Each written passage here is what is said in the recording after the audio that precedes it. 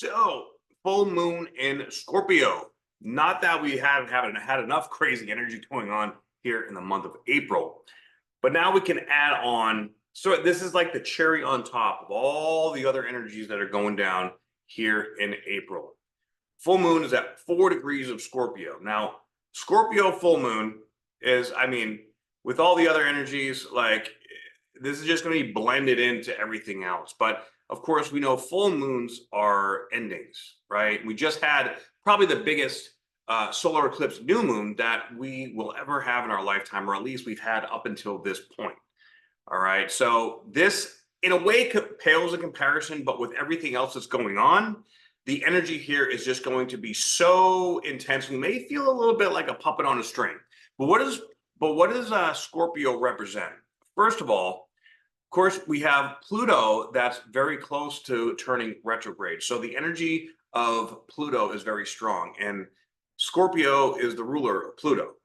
So that is going to amplify this Plutonian energy. Not only that, okay, we have the Jupiter-Uranus conjunction that just went exact just a few days prior, and it's still pretty much there. All right, they're less than a half degree apart.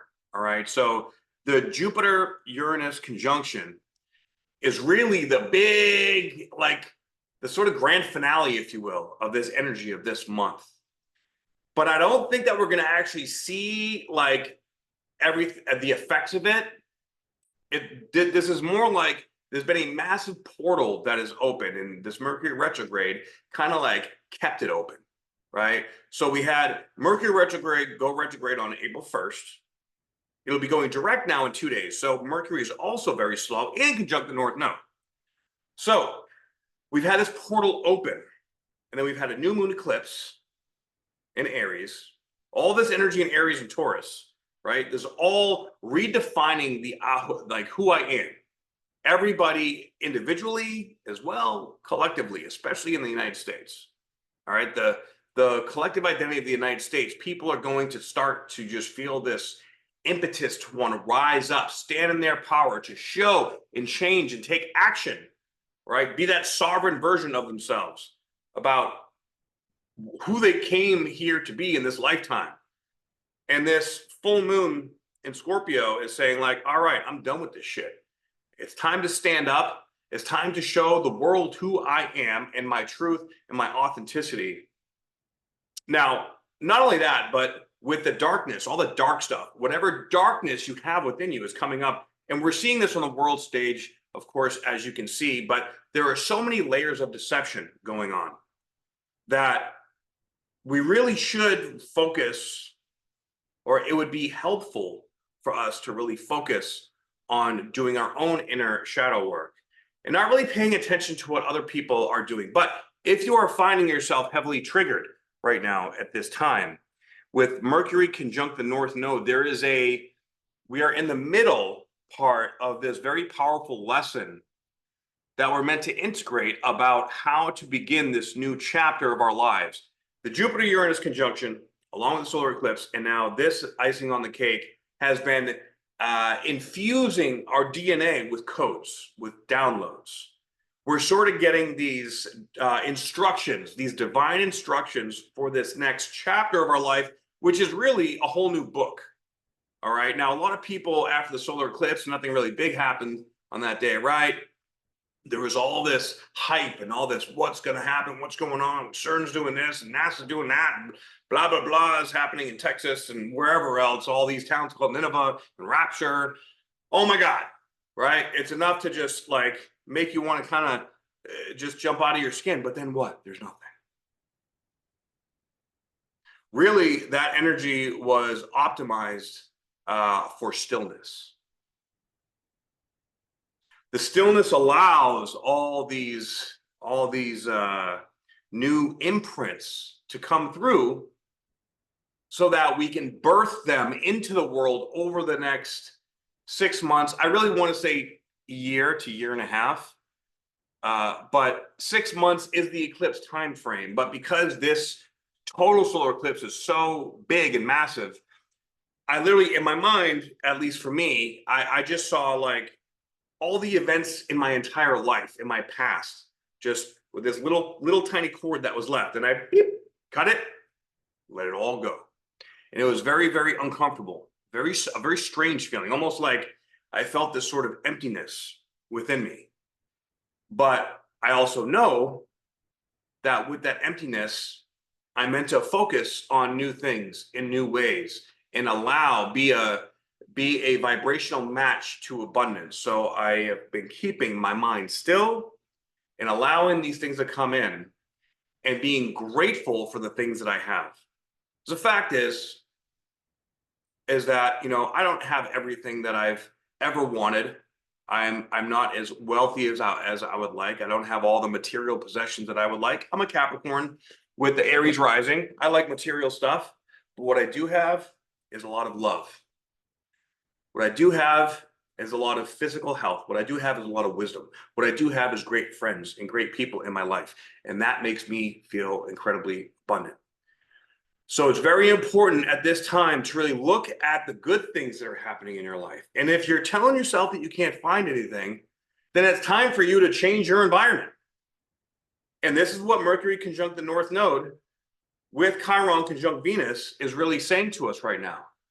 It's like, hey, it's time for you to stand in your authentic truth, to be a contributing member of this new galactic society, because big things are about to happen and things are about to change. And if you are living in a self-imposed prison right now, which is really in here, but as within, so without, if you are a prisoner in your own mind to your bad habits, to your thoughts, to your beliefs, that stuff is going to be so big and so hard in your mind right now. There is the only way to get out of it is to really change your life. Whatever that means, whatever that does not have a solid foundation in your life is going to be very obvious right now. And Scorpio's down looking at the dirt underneath, right? So really it's also about whatever is not perfect, accept it, allow it, let the light, like there's always that 1%, that little part of all of us that is wounded or that is imperfect. That is our Chiron energy in our chart. Could even be our Saturnian energy in Vedic astrology, right? But we're talking about tropical right now.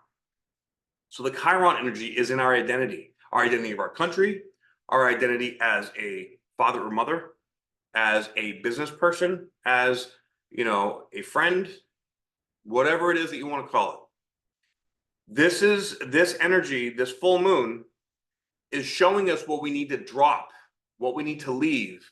And it's showing us through our feeling body, through our emotional feeling body, saying, hey, you're in this place. It's making you feel like this.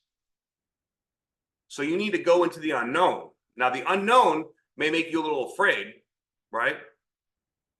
But it's better than here. There's going to be complexity, and it's going to get more and more complex the longer you wait to make this change. And guys and ladies, we don't have much time left to make these changes. So this is why it's getting so intense. And this is also why in this next 6 months, we're going to see a lot of people going to the other side, deciding that they don't want to keep moving through their darkness and giving up. Now, I don't want to see that happen to anybody, right? But there is a massive purge, a massive cleansing going on. This solar eclipse that happened previous was not in my opinion, was not a bad omen. It was a clear, direct message to let go of something in your life that is no longer serving you. And it's getting harder and harder. It may feel even impossible to hold on to it. But this is going to depend on how strong your fear versus faith is. If your fear is stronger than your faith, you're going to feel like you can't let go. You have to strengthen your faith and trust in the illogical. Trust in the shit that doesn't make any sense, right? And Mercury is saying that it might not make sense now, but once you take that step, you're gonna feel the lightness and you're gonna feel the shift and you're going to get intuitive messages. But you have to go into that wounded place within you and love it and let it teach you. And Uranus and Jupiter is making this very physical. In fact, we may see a lot of, seismic activity, earthquakes, or even, with all this Pisces energy, like water issues and stuff like that. So now that we are Mars, okay, Mars and Saturn too. Mars and Saturn was a very big conjunction, and now Mars is now at 24 degrees in Pisces. So between Saturn and Neptune, Mars is kind of going through its own leveling up or elevation, clearing out any divine toxic masculinity, and really starting a whole new 2-year cycle.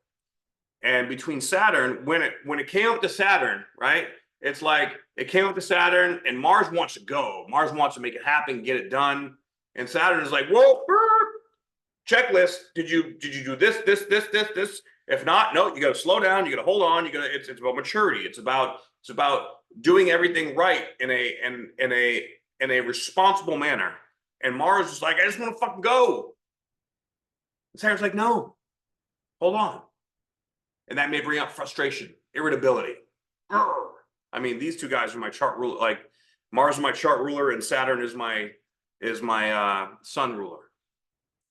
In Vedic astrology, Saturn is my moon ruler. So, I mean, wow. So as Mars comes up to Neptune, it's like, okay, now I'm starting to understand and figure out that I gotta slow it down. I gotta really step into my higher vibration of acceptance and allowing, and handle this detail and handle that detail and get these things organized and in line and feel into it and elevate my process of how I'm going to attend these things.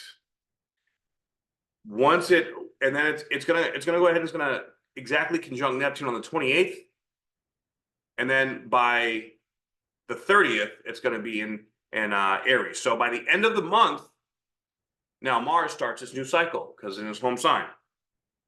Okay, and then Mercury, of course, is going to be going direct here in 2 days. So we have Pluto and Mercury that are very, very strong influences. Man, we're getting all the ingredients that we need, and then May is going to be the real jump off point where it's like, all right, let's go. Now Jupiter has connected with Uranus. Now we finally got that springboard and leveled up. May have been in some unexpected ways. Whatever house that's in for you is going to tell you what the lesson is. But then on top of all this stuff, we also have a yacht. And the sun is a part of this yacht, meaning that it's hitting all of our souls collectively. Now, the other parts of this yacht is Vesta quincunxing to Pallas Athena. Pallas Athena quincunxing to the sun.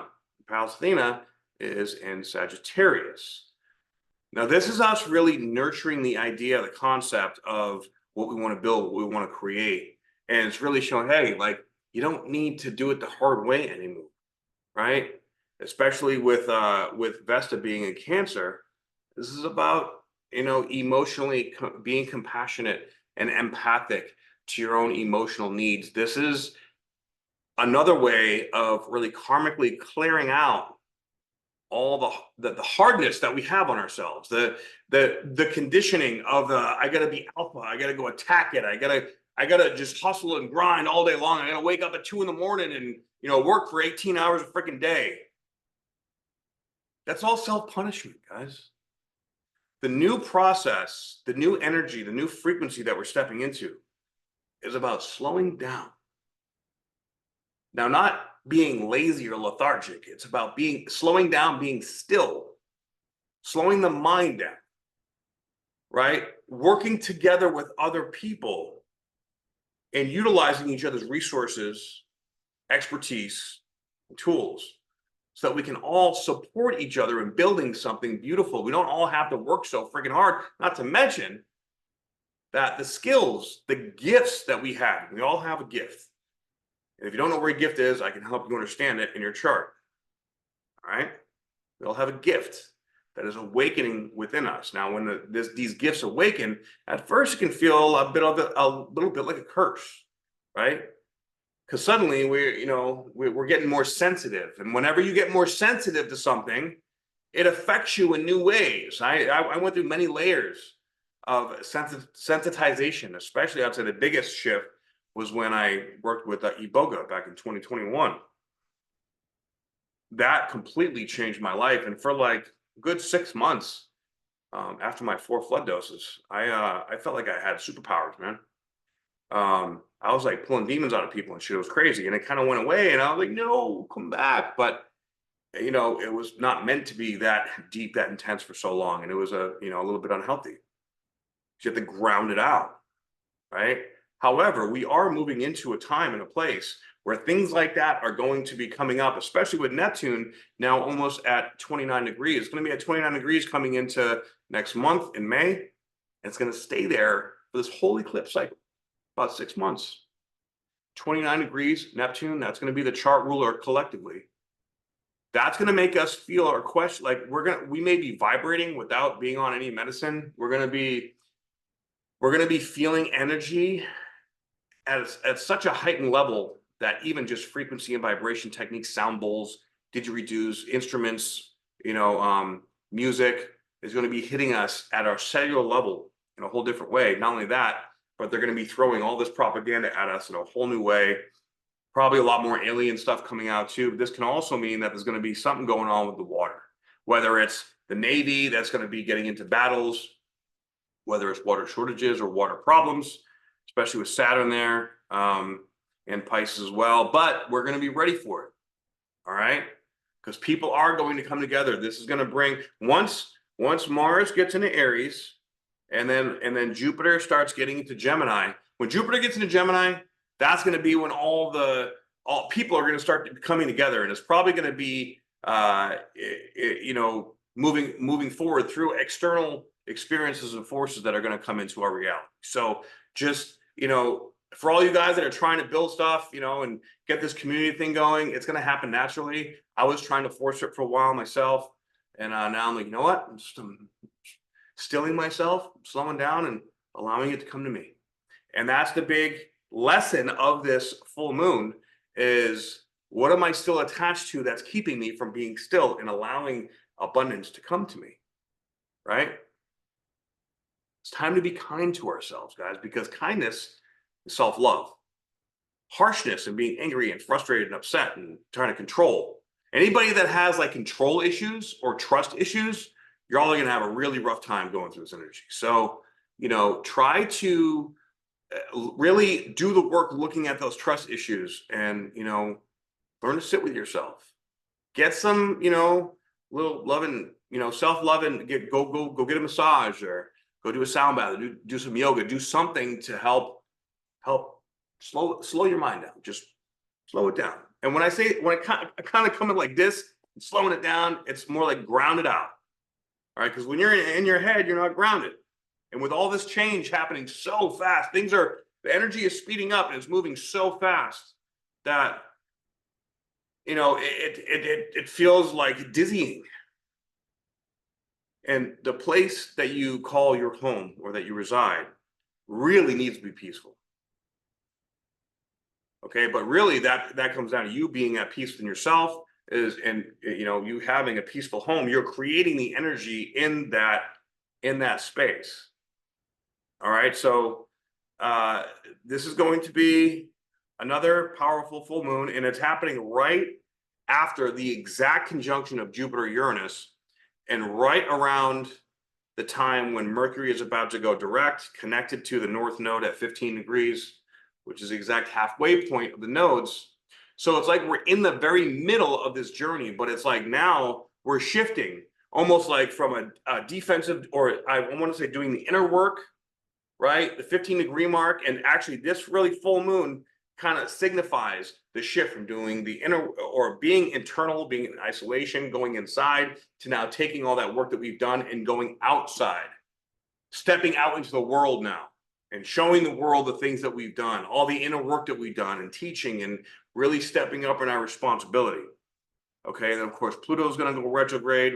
So all the lessons that Pluto has brought us into in this new life really is about learning how to be be stable and comfortable in yourself while there's so much instability in the world. Don't let the fear, all this propaganda, you know, like not take a flight or, you know, not eat a certain food or, you know, like don't let all these external things try to keep you from doing what you want to do. Let your heart guide you. Whatever your heart tells you to do, that's your divine guidance. That's your Christ consciousness saying, hey, it's time for you to do this. But the dark is trying to make the world such a scary place that you're just like, nah, yo, I'm just going to chill and I'm going to hang out in my house and just be a hermit and not do nothing. That energy is changing, and it's really going to take full effect coming into May. But I'll talk about that more on May's video. So if you resonate with this reading, or if you have any questions, comment down below. If you'd like a reading from me, the scheduling information is also in the description box below. I'd love to talk to you. I'd love to work with you. Let me know. And let's make some beautiful stuff happen. So please like, share, and subscribe if you resonate. And I will see y'all on the next video. I hope.